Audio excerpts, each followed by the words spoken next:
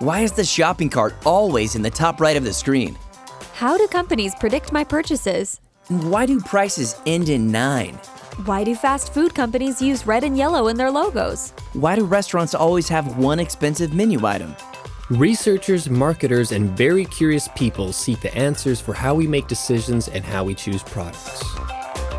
Clicksuasion finds the secrets that companies use and shares them with you. Why do I feel better when I bought the last remaining airline ticket? How do I make choices based on colors and fonts? All right, welcome to the top 6 consumer marketing trends for 2021 and a few years beyond. I'm Michael Barbera, Chief Behavioral Officer at Clicksuasion Labs. There are 6 trends we're going to share with you today based upon research at Clicksuasion Labs. Hopefully, at least a few of these apply to your businesses, and then you can apply them to your branding, marketing, communication, and of course, employee engagement. All right, so there's a significant availability bias from 2020. We had this perception that 2020 ends and everything goes back to normal. It quite didn't work out like that, and I hope not everyone was expecting for everything to go back to normal on January 1 either. But the events of 2020 hold this significant weight towards 2021 and beyond. So however, the 6 predictions that we're going to share with you today, although these have been expected over the next 3 to 5 years, the events of 2020 and the COVID-19 pandemic have accelerated these earlier than expected. The 3 RQs or research questions that we asked ourselves when conducting the study, we're combining several studies into this presentation, was 1, what are the top marketing predictions for 2021 and beyond? What are the implications for the chief marketing officer, and what is the CMO imperative right now and beyond? And so the 6 consumer or the top 6 trends that we're going to talk about: 1, being home-centric, having a hybrid lifestyle, employee leadership or employee advocacy, magnifying Main Street, alternative income or the side hustle, and then overt consumption. All right, so when the 307 participants were asked, when do you think life in the US will in some case get back to normal? Most answers came around the same, but where we noticed some trends is that if you look at the low household income, the medium household income, and the high household income, you can see there's some changes between those with high annual household income and those with low annual household income. Additionally, there's another 2 other groups: 1, the multicultural group, and then followed by the political ideology on the far right-hand side for those who self-report as conservative or self-report as liberal. And so by looking at how we self-report ourselves by annual household income, by our culture, and by our political ideology, we fall into a segment of the population who believes that things will get back to normal by a different time period.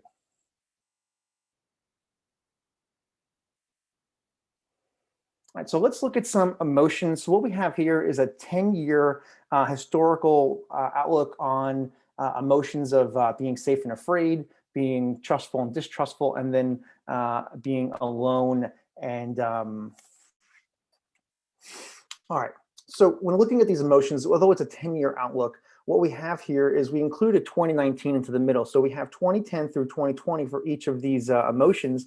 But what's significant is we dropped 2019 into the middle to identify, to show the 1-year change from 2019 to 2020. Although we look at, say, being safe to afraid 2010 to 2019, there was an increase, more people are likely to be afraid in their emotions. But then look at the significant increase from 2019 to 2020. And then you have the same pattern for trustful and distrustful, and then included and being alone. All right, so the first of the 6 top consumer trends we talk about is being home-centric. Home is where we are. Home is where hopefully quarantine is. And so we want to, we value what we have and we want to improve it. So let's take a look at some studies for how consumers engaged with their homes during the COVID-19 pandemic. So first, these are changes made or planned to be changed to indoor or outdoor spaces due to the pandemic. Now, if we look at The top four, or the four items that are above 26%, which are adding or expanding gardens or landscapes, redecorating one or more rooms, adding outdoor furniture, or adding or expanding outdoor spaces. Each of these, or three or four of these, are outdoor related. So although we are stuck in quarantine, we have a desire to, we as North Americans, as consumers, have a desire to improve our outdoor spaces, improve our living spaces, and give us and our families the best possible quarantine experience that we can.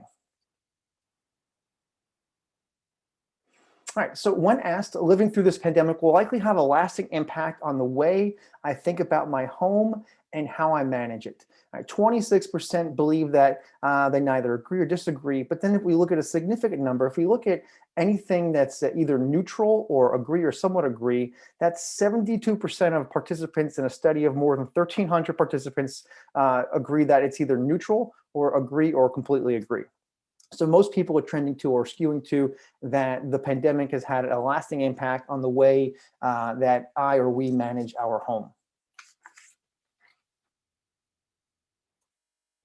All right, so when we talk about being home-centric, first, the behaviors that we've engaged in, although we are changing our behaviors, we still want to get access to certain items, certain experiences. Those will not change. The behaviors of what we need or want have not changed. However, the way in which we seek or search or fulfill that need has changed through the last year and is likely to continue to change over time. Although we are creatures of habit, change is difficult, but we'll still find ways to meet that need, even if it's not a complete new behavior.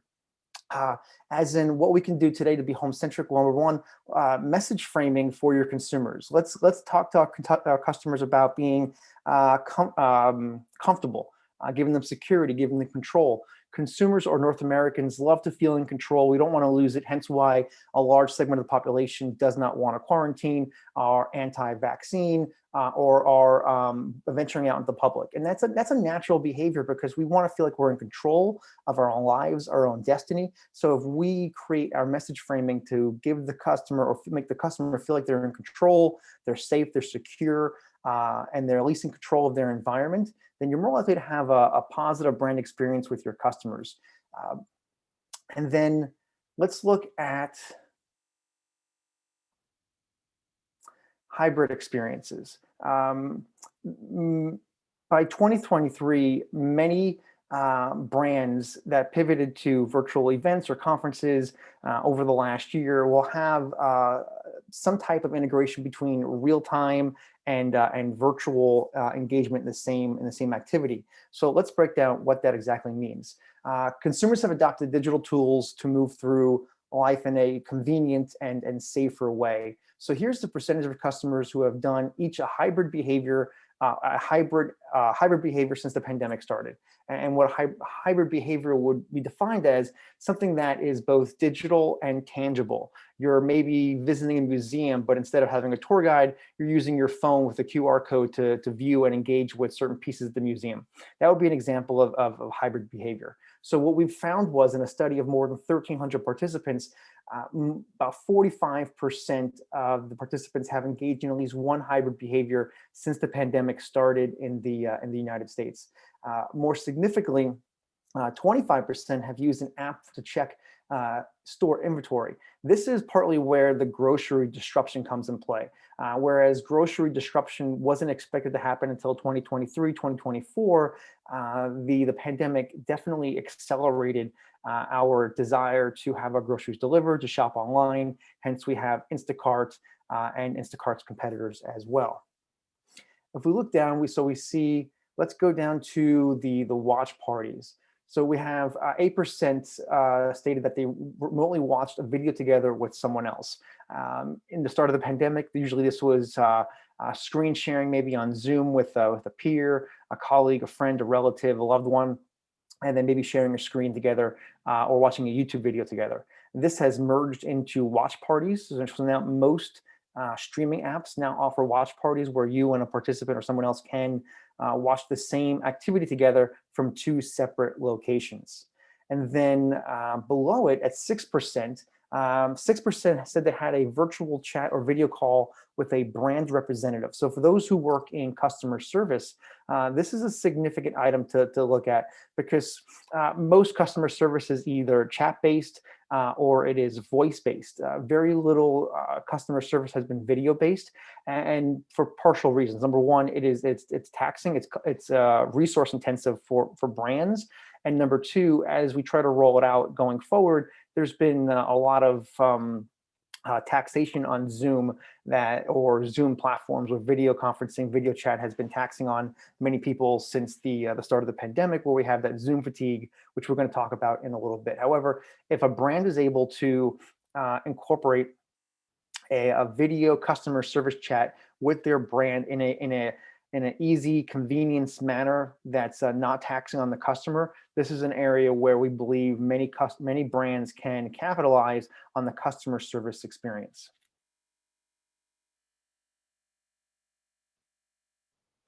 All right, so talking about hybrid experiences, what we found, what it means, and what you should do. So again, the same behavior, new medium, new channel. And although Zoom is not the future, Zoom fatigue is real, and yes, we're using Zoom for this chat right now. With that being said, even us at Clicksuasion Labs, we're starting to use or test a new platform for webinars that's integrated with the Clicksuasion brand. So we fully recognize that Zoom fatigue is there. Most people are burnt out by Zoom or video conference, and therefore we're ready to move on to separate platforms. And then what we should do is two things. Number one, look at the entire or 360 customer experience. Number two, look at the customer effort. How much effort is required for the customer to get their question answered? How much effort is required for the customer to make a purchase? How much effort is required for the customer to get to X, Y, or Z?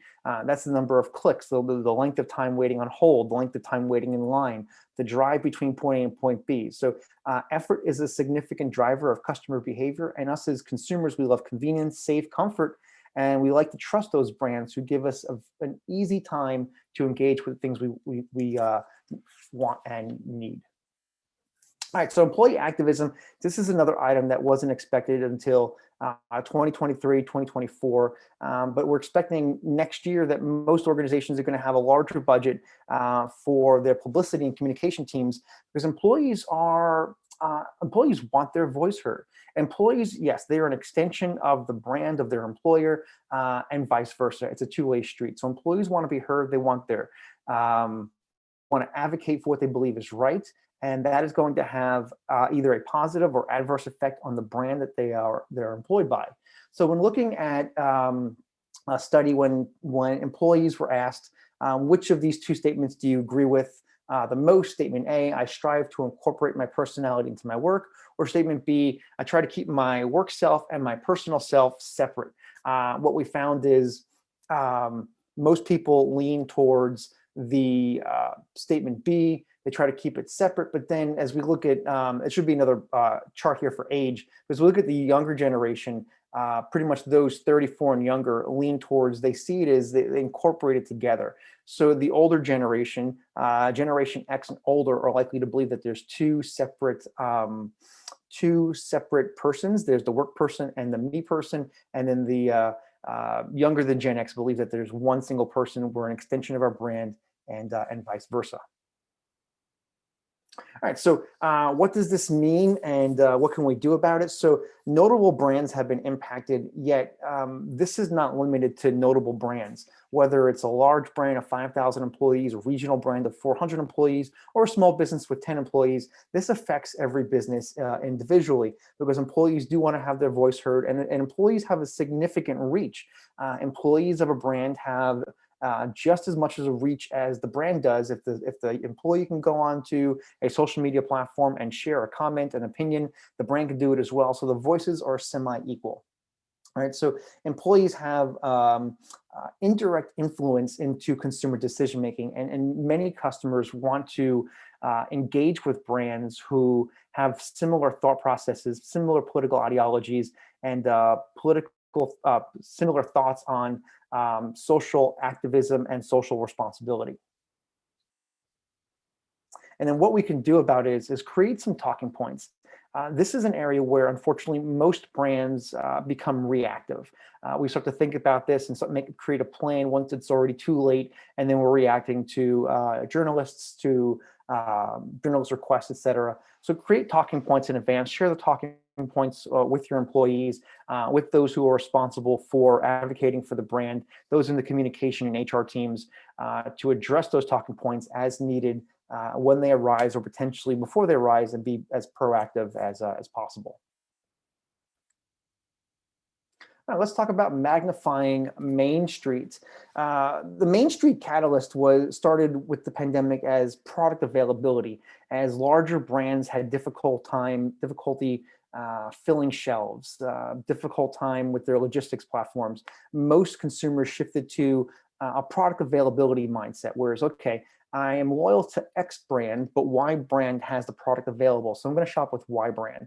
And we started to move away from those we felt loyal to, those who we know and like and trust because someone else had product availability. And that's where the magnified Main Street came from. And although on this next slide we can see that much of the product availability variable has decreased at the end of 2020 towards the holiday season, it's still there. It's still significant.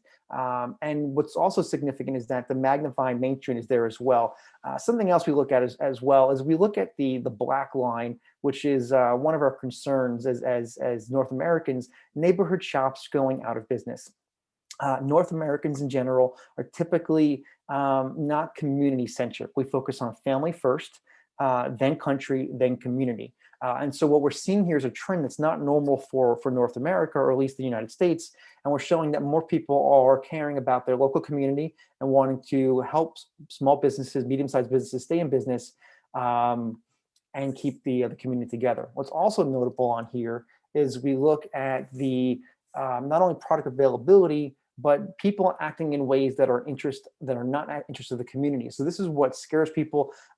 This line spiked in April and then kind of flatlined through the end of the year. Although we expect that this line is likely to increase around August or September, or Q3, Q4 of this year. And the reason for that is we predict that once the majority of the North American population is vaccinated, that this will become a significant interest. So people believe that those who are not vaccinated are putting others at risk or in harm's way.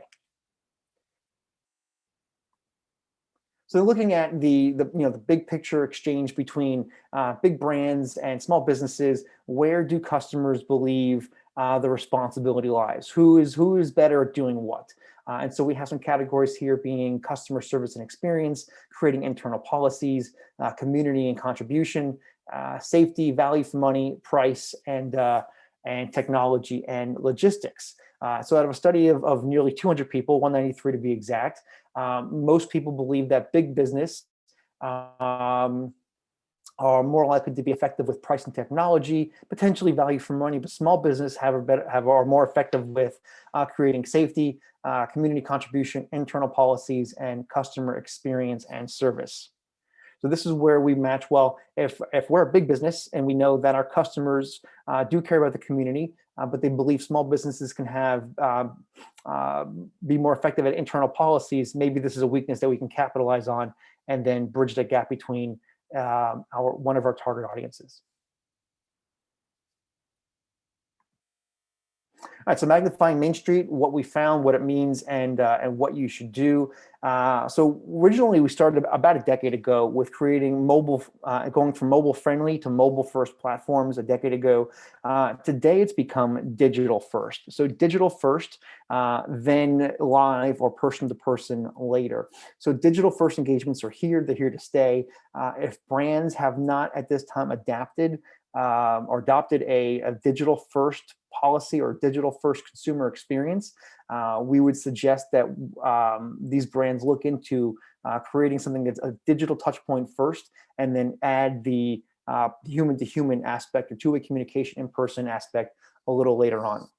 Additionally, measuring omni-channel engagement. So this is somewhere where larger brands are often better at identifying metrics and KPIs, is combining multi-channels into a dashboard, identifying this variable, this KPI. This is an area where smaller businesses typically have challenges because smaller businesses, maybe they're 5 employees, 10 employees, or 50, typically don't have someone dedicated to creating a dashboard, monitoring their metrics and their KPIs, and identifying how omni-channel communication or omni-channel marketing is affecting their customer experience. So finding a way to measure omni-channel engagement, because customers don't want to, or most customers would prefer to be engaged with on multi-channels than just one, and we're more likely to convert with a customer and sustain loyalty over X period of time when we have omni-channel communication with a client as well.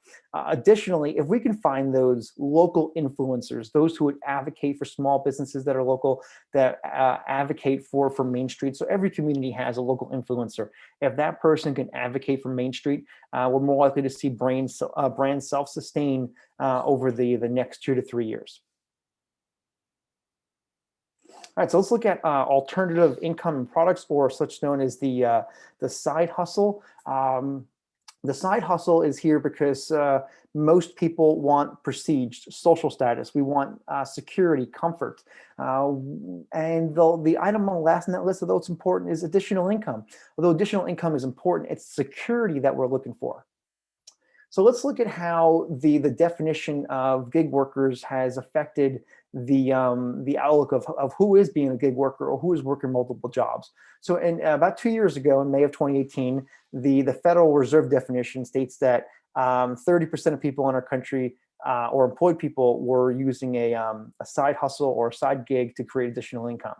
By September 2020, just over 2 years later, that increased to 38%. But where the Federal Reserve definition misses the mark is that it excludes those who work multiple jobs, say part-time plus contract, or part-time, or contract plus contract. It misses the gap for those who work multiple side hustles or multiple gigs at one time. And that adds an additional 11%. So it's approximately 49% that are engaged in multiple jobs or multiple employment or gig working activities.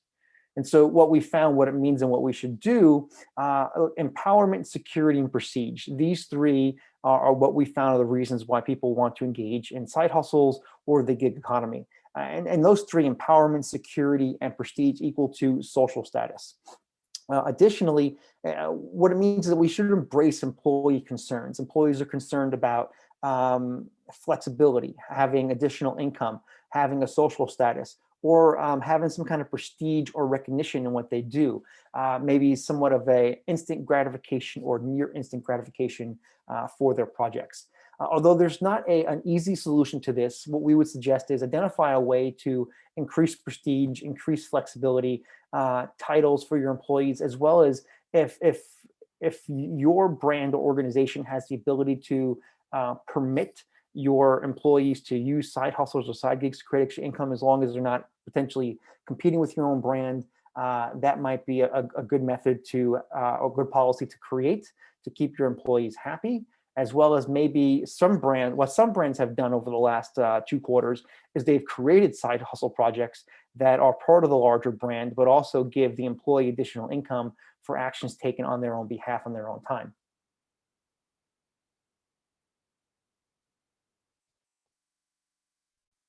Right, and then let's talk about conservative, overt consumption. We live our best lives on social media. We share things that we want other people to be jealous of or envy of, and so we like to have social status. Good segue in from the previous trend. But now with us in a recession, even though it is a recession by definition, it's not a traditional recession, and we're likely to bounce out of it quite soon. Although it's there because most people are not spending a lot of money or spending money on high ticket items. Most consumers are less likely to show their purchases on social media. So we'll take a few minutes on this chart because there is a lot here. So let's start with what we're looking at. Consumers with affluence and influence are most likely to curb their purchase-related social media posts. This is showing that we bought a new car, showing that we purchased a new home, showing that we've purchased a new furniture for our living room. And so what we're seeing here is that we have 4 categories those that didn't want to appear insensitive to others or who are worse off financially, those who didn't want to appear insensitive or reckless, wouldn't have aligned with a more serious post in a feed, and then those who stopped sharing content on social media that may signal financial distress. And then we have financial standing relative to personal circle, the generation of the user, and then tendency to make status signaling purchases. We could see some obvious trends.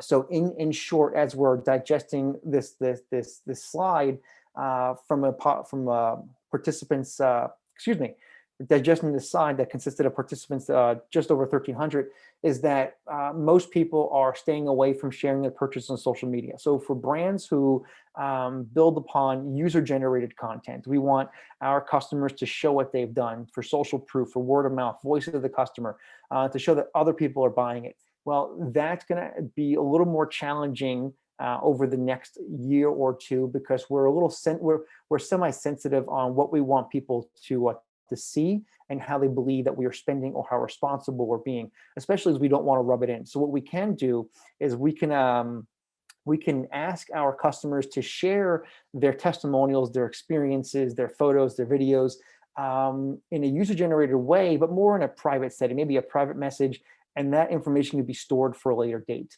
What some brands are doing are they're collecting that user-generated content now, and they're asking the customer if they have permission to repost it at a later date. So let's say you wanted to leave a review for a company on their website. You submit your review, you submit your feedback, you even leave a photo. Some brands are asking their customers, we believe that this is a very important review. Do you mind if we post this on June 1st, 2021? And then if the customer agrees, it goes into a queue into waiting for June 1 or the selected date. And at that time, the post will post automatically, therefore giving some delayed reaction to the overt consumption. All right, so what we found, what it means, and what we should do. Although I probably just talked through a bunch of that on the last slide, I probably skipped ahead a little bit. We want to personalize as much of that content as possible. So going back to the user-generated portion, the user-generated content, if you can personalize a lot of the acquisition of UGC or user-generated content, that's a significant strategy going forward if the resources are there. Additionally, we would recommend that personalization for the request of use of UGC would be potentially one-on-one conversations, whether it be chatbot, automated, or even be a human interaction. We do suggest that it appears to the consumer on the customer-facing side that it is a one-on-one conversation.